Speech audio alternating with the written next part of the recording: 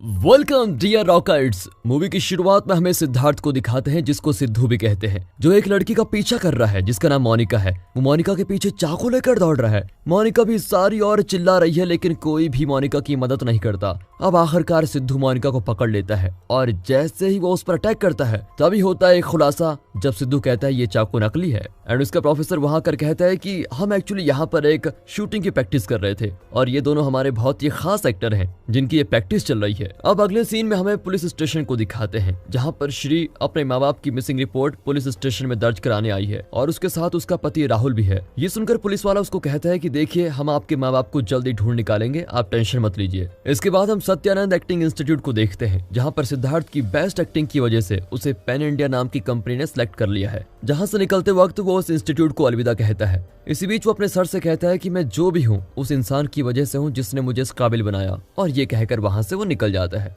अगले दिन हम रंगा को देखते हैं, जो अपने किसी दोस्त को अपने पापा की मिसिंग होने की खबर देता है। रंगा के साथ उसकी पत्नी गीता भी होती है, जो काफी परेशान दिख रही है। अब दिखाते हैं तो सिद्धार्थ जाते वक्त एक ढाबे पर खाना खाने के लिए रुकता है, जहाँ पर वो छोटे बच्चों की शूटिंग मोबाइल से कर रहा होता है। तभी अचानक उसकी नजर वहाँ पर काम करने वाले एक आदमी पर पड़ती है, जिसको देखकर वो थोड़ा चौंक जाता है। तब उसे याद आता है कि ये तो मशहूर थिएटर आर्टिस्ट राघव राव है। तभी वो उन्हें बताता है कि सर, मैं सिद्धार्थ हूँ, क्या आपने मुझे पहचाना? लेकिन राघव राव उसे इग्नोर करके वहाँ से चला जाता है। वो काम कर रहा होता है तो एक ब्रेकिंग न्यूज आती है, जहाँ एक न्यूज एंकर बताती है कि फिल्मी दुनिया का प्रसिद्ध नाटक ग्रह कला भारती पूरी तरह से जलकर राख हो चुका है। ये सुनकर राघव राव को मानो सदमा ही लग जाता है और वो वहाँ से निकलने के लिए चल पड़ता है, मानो कि उस थिएटर से इसका कुछ रिश्ता जुड़ा हो। अब राघव राव को जाता देख सिद्धार्थ भी उनके पीछे गाड़ी लेकर आ जाता है और उन्हें वहां तक चलने के लिए रिक्वेस्ट करता है। अब सिचुएशन को देखते हुए राघव राव भी उसकी जीप में बैठकर वहां से निकल पड़ते हैं। वहां पहुंचने के बाद सिद्धार्थ तुरंत राघव राव की खबर उसके जमाई राहुल और उसकी बेटी श्री को देता है और वो दोनों भी कला भारती थिएटर के लिए रवाना हो जाते हैं। अब जैसे ही राघव राव उस तबाह हो चुके थिएटर के अंदर पहुंचता है, तभी उसे उसके पास्ट के सीन याद आने लग जाते हैं।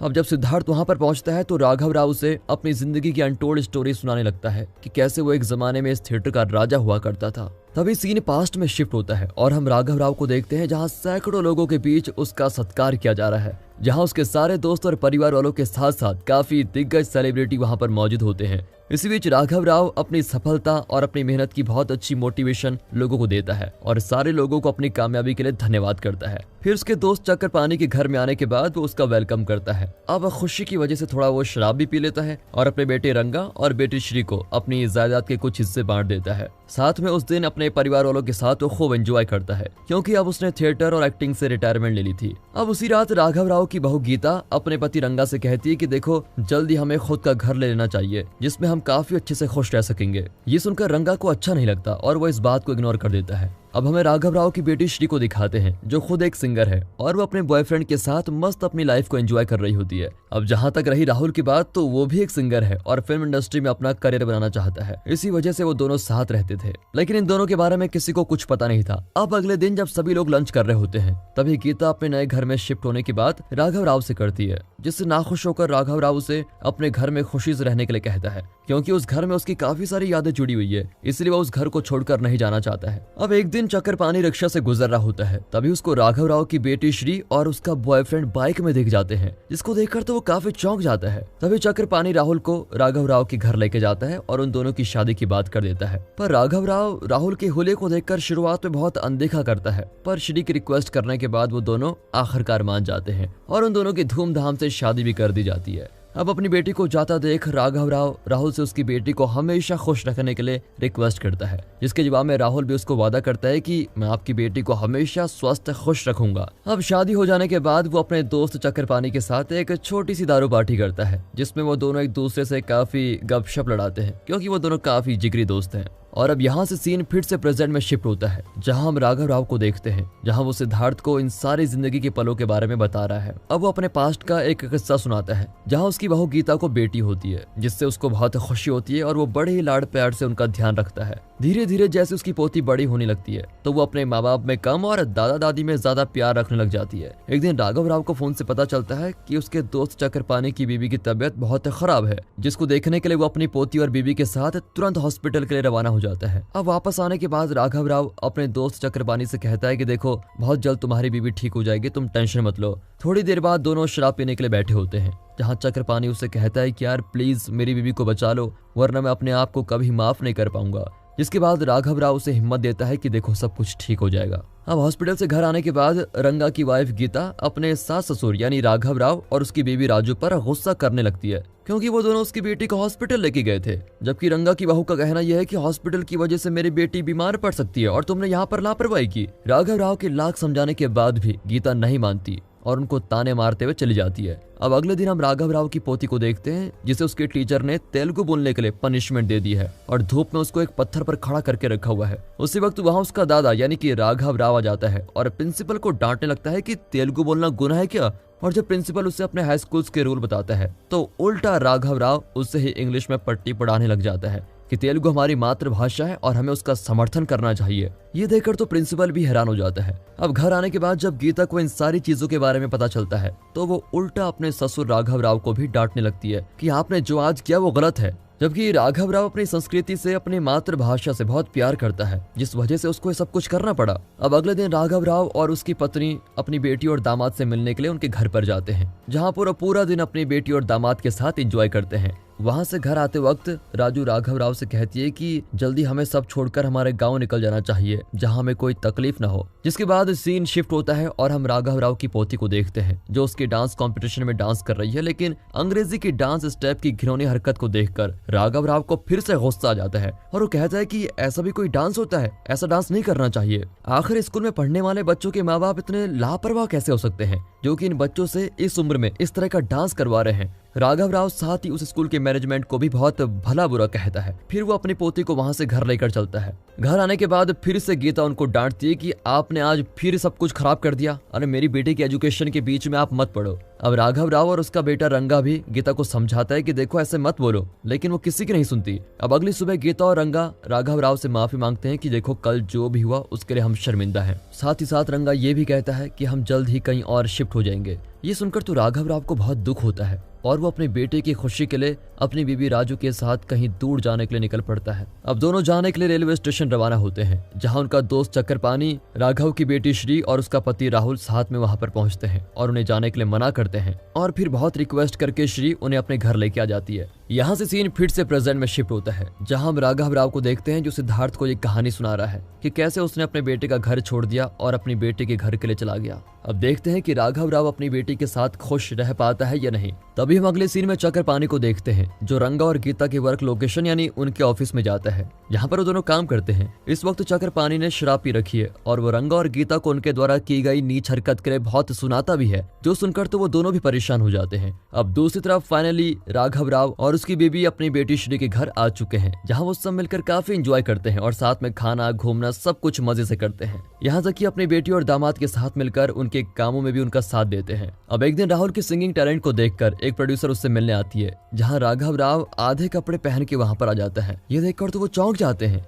इसी बीच वो प्रोड्यूसर इन दोनों को अपनी फिल्म के लिए एज अ सिंगर प्रमोट करते हैं। देन प्रोड्यूसर के जाने के बाद श्री अपने पापा को डांटने लगती है कि आपका ये बिहेवियर मुझे बिल्कुल पसंद नहीं आया। अब एक दिन जब राहुल और राघव राव बैठकर चिल कर रहे होते हैं, तभी उसे चक्रपाणी की बीवी की मौत के बारे में पता चलता है और वो तुरंत वहां पहुंच जाता है, जहां वो चक्रपाणी की दुख भरी बातों को सुनकर उसे सहारा देता है और उसे उसके घर छोड़ आता है। अब वो अपने दोस्त चक्रपाणी की मदद करने के लिए उसे गिफ्ट में मिला हुआ वो गोल्डन कड़ा एक आदमी को बेचकर उसके बदले कुछ पैसे ले लेता है, जबकि इस गोल्डन कड़े से राघव राव की बहुत यादें जुड़ी हुई है। फिर भी अपने दोस्त की यह हालत देखकर वो उसकी मदद करने के लिए ये कदम उठा लेता है। अब एक दिन राहुल और श्री की फैमिली को एक पार्टी में इनवाइट किया जाता है, जहां बहुत सारे पैन इंडिया के डायरेक्टर और प्रोड्यूसर मौजूद होते हैं। इसी बीच डायरेक्टर अपने बेटे सिद्धार्थ की मुलाकात राघव राव से कराते हैं। हाँ दोस्तों, मैं उसी सिद्धार्थ की बात कर रहा हूँ जिसे राघव राव प्रेजेंट में ये स्टोरी सुना रहा है। एक्चुअली इस वक्त सिद्धार्थ एक बहुत ही घमंडी लड़का है, जिसे इंडियन एक्टर्स जरा भी पसंद नहीं, क्योंकि वो लंदन से एक्टिंग सीख कर आया है। पार्टी का मजा लेते हुए राघव राव वहाँ पर बहुत एंजॉय करता है और डांस भी करता है और पूरी महफिल में लोगों को अपना दीवाना बनाता है। पर ये बात उसकी बेटी श्री को बिल्कुल पसंद नहीं आती और वो उल्टा सुबह सुबह अपने पापा से बहस करने लग जाती है। अब अगले सीन में हम सिद्धार्थ को देखते हैं, जो एक स्क्रिप्ट राइटर को भला बुरा कह रहा होता है, क्योंकि उसको अपने आप पर बहुत ज्यादा घमंड है और उसी बीच राघव राव ये सब कुछ देख रहा होता है, जिसका राघव राव को भी बुरा लगता है और वो सिद्धार्थ को फिर एक्चुअली एक्टिंग क्या होती है ये सब कुछ सिखाने लग जाता है। अब राघव राव का ये एटीट्यूड देखकर वहाँ के सारे लोग, प्रोड्यूसर और खुद सिद्धार्थ भी हैरान हो जाता है, क्योंकि राघव राव भी अपने आप में एक मशहूर एंड पॉपुलर एक्टर था। इस वक्त सिद्धार्थ की माँ ये सब कुछ सुन रही होती है, जिससे उसको गुस्सा आ जाता है और राघव राव फिर वहां से चला जाता है। घर आने के बाद श्री फिर से अपने पापा के किए बिहेवियर के लिए उनको डांटने लगती है, पर इस बार भी राहुल कुछ नहीं बोलता। अब इन सारी बातों से परेशान होकर श्री फाइनली एक फैसला करती है और अपने माँ बाप से कहती है कि मैं तुम्हें कहीं किसी दूसरे रूम में शिफ्ट करा दूंगी या फिर किसी दूसरे घर में। अब ये सुनकर तो उसकी माँ राजू बहुत हैरान हो जाती है और उन दोनों को काफी ज्यादा दुख भी होता है कि जिस बेटी को उन्होंने पाल पोस कर बड़ा किया, आज वही उनको अपने घर से निकाल रही है। दोस्तों, इस मूवी का ये सीन बड़ा ही इमोशनल है। राघव राव की जिंदगी में पहले दुख कम थे क्या, जो अब एक और दुख उसको झेलना पड़ रहा है। वेल, इसी के साथ वो एक गेस्ट रूम में शिफ्ट होते हैं, जिस बीच राजू राघव से कहती है कि तुम आखिर इतना सब क्यों सहन कर लेते हो। हमारे सगे बेटे ने हमें घर से बाहर निकाल दिया और अब हमारी बेटी भी हमें अपना नहीं सकी। तुम प्लीज मुझे यहाँ से कहीं दूर लेकर चलो, मैं अब यहाँ और ज्यादा नहीं रह सकती। जिसके जवाब में बेचारा भोला राघव राव उसे मीठी बातें बोलकर दिलासा देता है। थोड़ी देर बाद राघव राव अपने दोस्त चक्रपाणी के घर पर आता है और जैसे ही वो दरवाजा खुलता है, वो देखता है कि चक्रपाणी शराब के नशे में पूरा टल्ली हो चुका है और उसकी आंखें भी काफी लाल हो चुकी हैं। अब बातों ही बातों में चक्रपाणी राघव राव को थप्पड़ मार देता है और कहता है कि तुम इतने जलील कैसे हो सकते हो। तुमने अपने एक्टिंग से सब लोगों का दिल जीता है, इतना बड़ा स्वराज्य खड़ा किया है,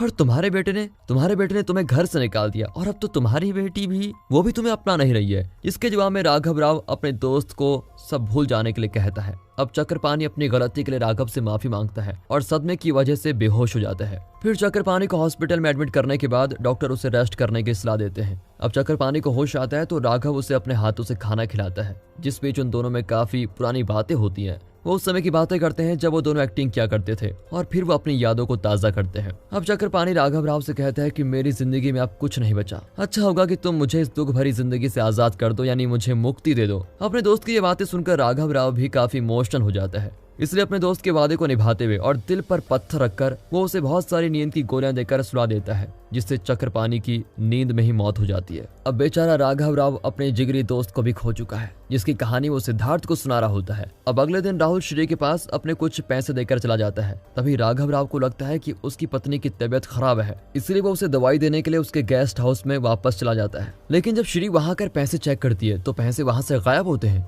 जिसके बाद वो अपने माँ बाप पर ही शक ले लेती है और उन्हें पैसों के बारे में पूछने लगती है। जिसके जवाब में राघव राव और राजू दोनों गुस्सा हो जाते हैं और उन्हें पछतावा होने लगता है कि वो क्यों इस घर में आए होंगे। अब ऊपर जाकर जब श्री को पता चलता है कि राहुल ने पहले ही उन पैसों को वहां से उठा लिया था, तब उसे अपनी गलती का एहसास होता है और वो अपने माँ बाप से माफी मांगने के लिए निकल जाती है और रोते हुए उन्हें मनाने की कोशिश करती है और कहती है कि इसके बाद मैं आपसे कभी शिकायत नहीं करूंगी। और उसी रात ये दोनों फैसला लेते हैं कि वो अपनी बेटी के घर को छोड़कर हमेशा के लिए चले जाएंगे, इसलिए वो उस रात को चुपके से घर से निकल जाते हैं। इसी बीच उन्हें उस घर का नौकर टिकटॉक देख लेता है और उन्हें प्रणाम करता है। अब वो उस रात को एक बस में सफर करके एक गांव में आ जाते हैं और पेड़ के नीचे ही सो जाते हैं। अब जब सुबह होती है तो श्री अपने माँ बाप के लिए नाश्ता लेकर गेस्ट रूम में आती है, तो वहां पर उन्हें ना देखकर वो परेशान हो जाती है और बाद में उसे पता चलता है कि उसके माता पिता तो रात में ही यहाँ से चले गए। जिसके बाद वो अपने भाई रंगा को फोन करती है, लेकिन अनफॉर्चुनेटली वो कहता है कि वो तो यहाँ पर आए ही नहीं। अब हम अगली सुबह का सीन देखते हैं, जहाँ राघव राव अपनी पत्नी को नींद से उठाने की कोशिश करता है, बट यहाँ सबको तगड़ा झटका लगता है जब हमें पता चलता है कि उसकी पत्नी राजू नींद में ही दुनिया को छोड़कर चली गई। अपनी पत्नी की मौत का राघव राव को बहुत बड़ा सदमा लगता है और वो अकेला पड़ जाता है। इसके बाद वो उसका अंतिम संस्कार करता है और फिर हमें प्रेजेंट में दिखाते हैं, जहां राघव राव के परिवार वाले उस थिएटर में पहुंच जाते हैं जहां राघव राव सिद्धार्थ को अपनी कहानी सुना रहा है। अब श्री और रंगा को पता चलता है कि उनकी माँ इस दुनिया में नहीं रही, जिससे वो भी बहुत दुखी होते हैं और रोने लग जाते हैं। बात करते करते राघव राव को भी दिल का दौरा पड़ता है और वो सिद्धार्थ से आखिरी बार कहता है, मेरी बताई हुई सारी बातों को याद रखना, और ये लास्ट मैसेज देने के बाद वो अपने प्राण त्याग देता है। और इस तरह से इस थिएटर और अपनी जिंदगी का सबसे बड़ा नट सम्राट इस दुनिया को छोड़कर चला गया। ये सीन देखकर तो अच्छे के दिमाग हिल गए होंगे और इमोशनल के मारे तो काफी लोगों के आंसू भी आ सकते हैं। सच कहूं तो ये कहानी मेरी लिस्ट में अब तक की सबसे ज्यादा इमोशनल कर देने वाली कहानी थी, क्योंकि इस एक्सप्लेनेशन वीडियो में काफी सारे इमोशंस, सीन्स, सब कुछ रियलिटी से जुड़े हुए हैं। तो दोस्तों, अगर आपको वीडियो अच्छी लगी हो, मूवी अच्छी लगी हो, स्टोरी पसंद आई हो, वीडियो को लाइक कीजिए, चैनल को सब्सक्राइब कर दें। मिलते हैं अगली वीडियो में, तब तक के लिए गुड बाय, अपना ख्याल रखिए।